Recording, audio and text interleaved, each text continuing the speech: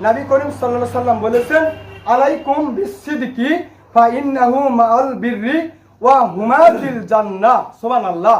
তোমরা সত্য গ্রহণ করো। আল্লাহ রাসূল বলেছেন, সকল মুসলিম নরনারীকে লক্ষ্য করেই মূলত এই কথা বলেছেন, তোমরা সত্য গ্রহণ করো, কেননা সত্য নেকির সাথে রয়েছে, সত্য রয়েছে নেকির সাথে। আর সত্যবাদী উভয়ে জান্নাতে যাবে। সুবহানাল্লাহ।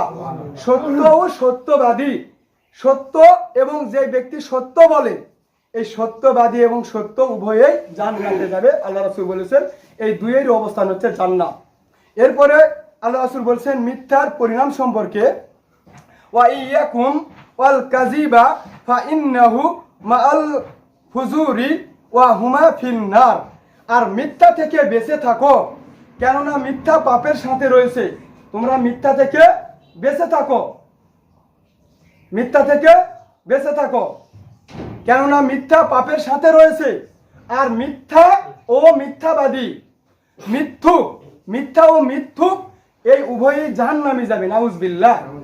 মিথ্যা ও মিথ্যুক উভয়েই জাহান্নামে যাবে। তাহলে সত্যবাদীর পরিণাম হবে জান্নাত, সত্য ও সত্যবাদীর পরিণাম হচ্ছে জান্নাত, মিথ্যুক ও মিথ্যার পরিণাম হচ্ছে জাহান্নাম। সুতরাং আমাকে আপনাকে অবশ্যই সত্য গ্রহণ করতে হবে।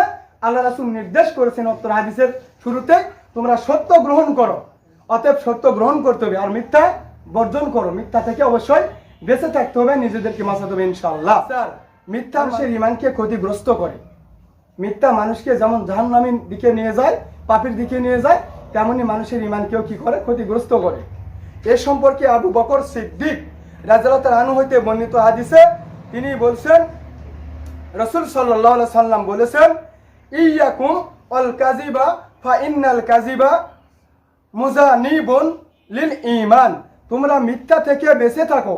একই কথা আবার বলেছেন এই হাদিসের শুরুতেও, ফাইন্নাল কাযিবা নিশ্চয় অবশ্যই মিথ্যা, মুজানিবুন লিল ঈমান মিথ্যা ঈমানকে ক্ষতিগ্রস্ত করে। অবশ্যই মিথ্যা ঈমানকে ক্ষতিগ্রস্ত করে। তাহলে চিন্তা করে দেখুন, মিথ্যাই মানুষের ঈমানকেও ক্ষতিগ্রস্ত করে বা ধ্বংস করে।